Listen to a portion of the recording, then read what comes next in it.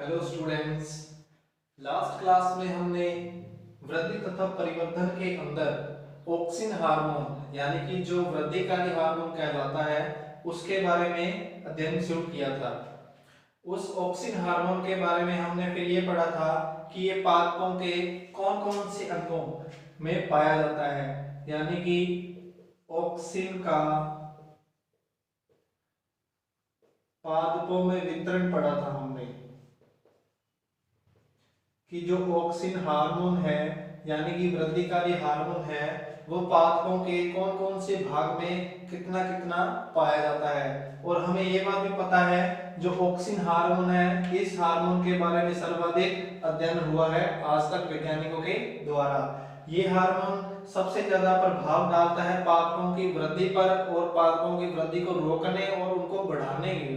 तो इसलिए आज हम ऑक्सिन के कार्य की प्रभाव देखेंगे। कार्य की प्रभाव यानी कि ऑक्सिन हार्मोन जब रिलीज होता है पादपों के अंदर या पादपों के जिस भाग पर ये स्रावित होता है तो उस भाग पर क्या प्रभाव पड़ता है।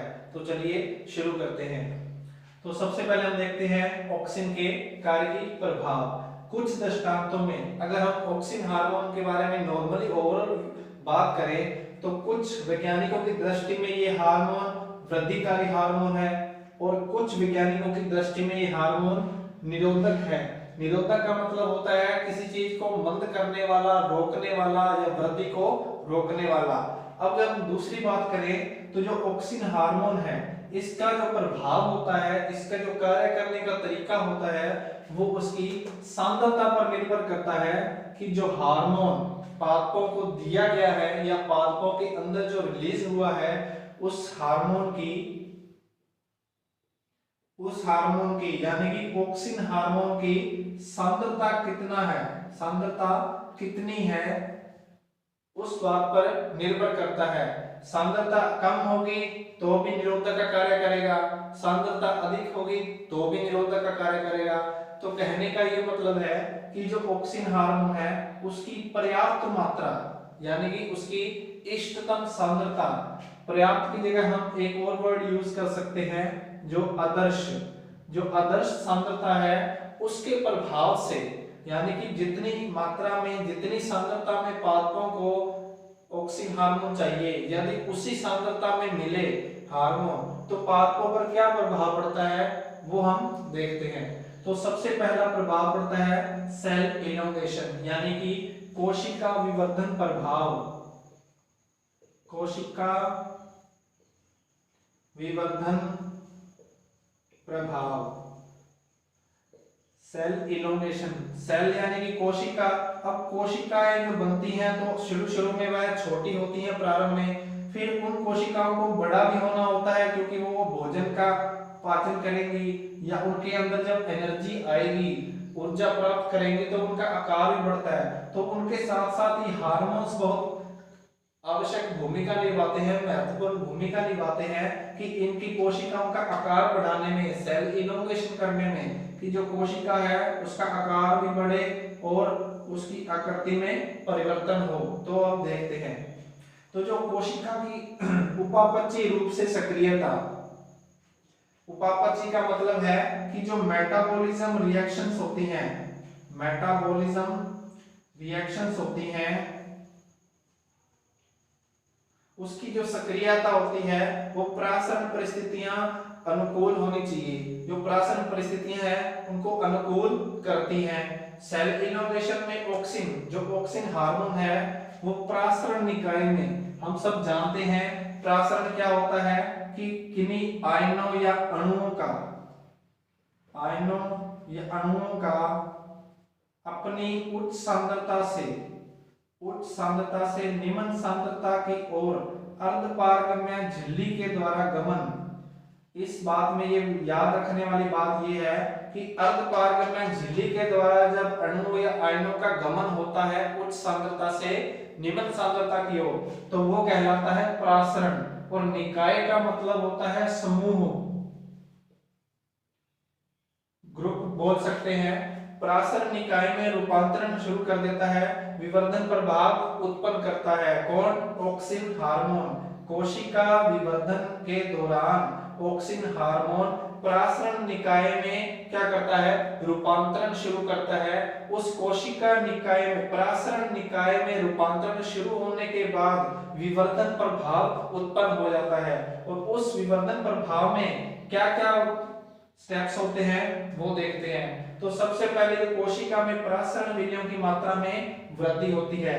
परासरण विलय का मतलब वही हुआ कि जो विलय बाहर से आए हैं और उनकी सांद्रता बाहर अधिक थी, कोशिका के अंदर कम थी, तो वो अर्धपारगम्य झिल्ली को पार करके कोशिका के अंदर आए हैं, तो उन विलयनों की मात्रा में वृद्धि हो जाती है।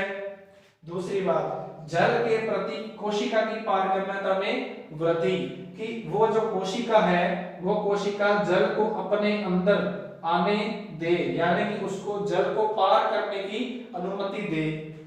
तीसरा पॉइंट है इसमें भित्तीय पदार्थों के संश्लेषण में बढ़ोतरी।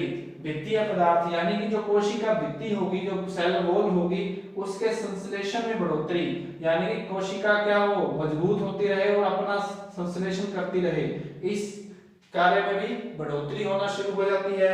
और लास्ट पॉइंट है इसमें विशिष्ट आरएनए। विशिष्ट का मतलब है जो यूनिक आरएनए है, राइबोन्यूक्लिक एसिड्स हैं, जो यहाँ पे पर्टिकुलर काम करेंगे, चाहे वो mRNA हो, tRNA हो या rRNA हो, तथा प्रोटीनों का भी संश्लेषण होना शुरू हो जाता है, क्योंकि कोशिका भित्ति इन सभी पदार्थों से मिलकर ही बनी होती है। कोशिका के अंदर कोई भी कार्य होता है, मेटाबॉलिज्म रिएक्शंस होती हैं, तो इन पदार्थों की आवश्यकता पड़ती ही पड़ती है।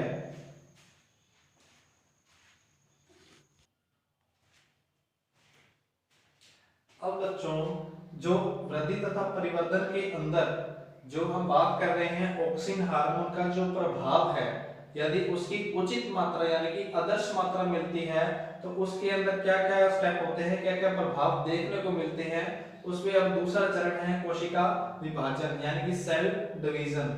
सेल डिवीजन में अंदर ये होता है कि जो कैम्बियम की सक्रियता होती है वो ऑक्सिन की मात्रा के द्वारा नियंत्रित की जाती है। यदि ऑक्सिन की मात्रा बढ़ेगी तो कैम्बियम की मात्रा उस हिसाब से कंट्रोल की जाएगी। यदि ऑक्सिन की मात्रा कम होती है तो फिर उस प्रभाव कैम्बियम के ऊपर प्रभाव डालती है। लेकिन एक उचित मात्रा की जिस मात्रा में पादप को ऑक्सिन हार्मोन की आवश्यकता है, उतनी ही मात्रा में यदि ऑक्सिन हार्मोन पादप को मिल रहा है तो कैम्बियम सर्वाधिक एक्टिवेट रहेगा, सर्वाधिक सक्रिय रहेगा। उसके बाद अगर हम बात करें जो बसंत ऋतु है, बसंत ऋतु में जो वृद्धिशील नवजात यानी कि हम देखते हैं बसंत ऋतु में सबसे ज्यादा हरियाली होती है। क्यों? क्योंकि वहां पे बीजों का सबसे ज्यादा अंकुरण होता है।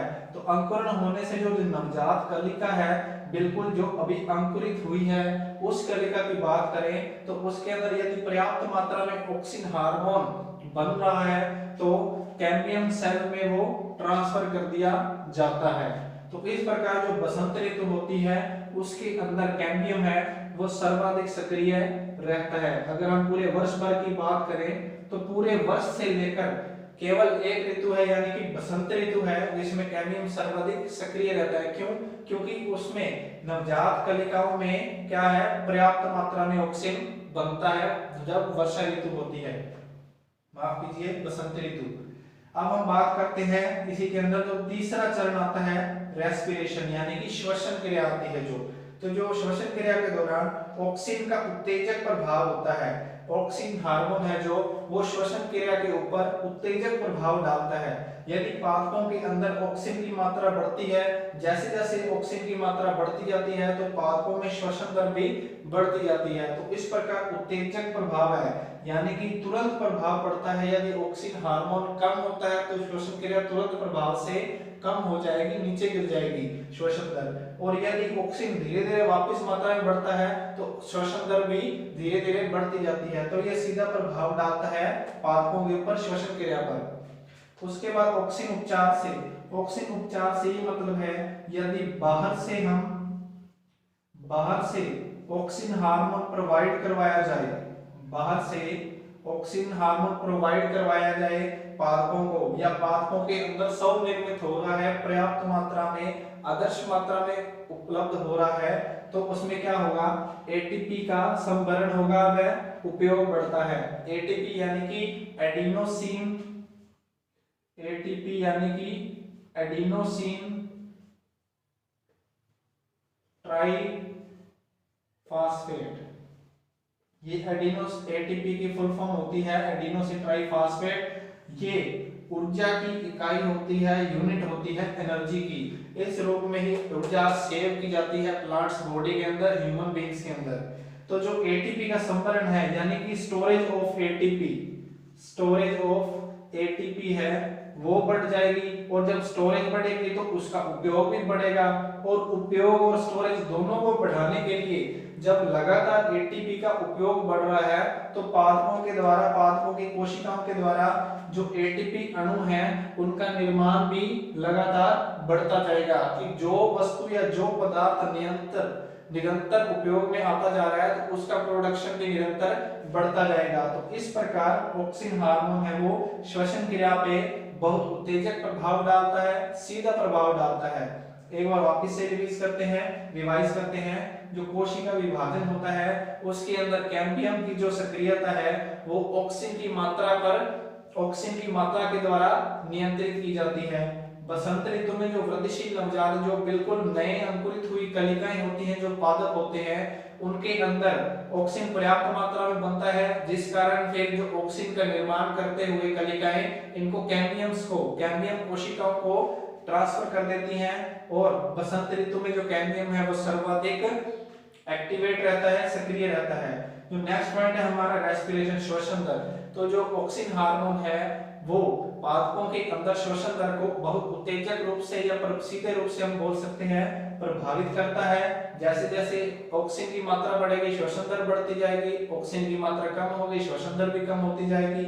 और ऑक्सीजन के उपचार से यदि हम बाहर से ऑक्सीजन हार्मोन दें पादपों को, या इनका पर्याप्त मात्रा में यदि ऑक्सीजन हार्मोन बन रहा है पादपों के अंदर, तो इनका एटीपी का जो संभरण है यानी कि जो स्टोरेज ऑफ एटीपी है और यूज ऑफ एटीपी है वो भी बढ़ जाएगा, और इन दोनों के कारण एटीपी अणुओं का निर्माण भी बढ़ जाएगा।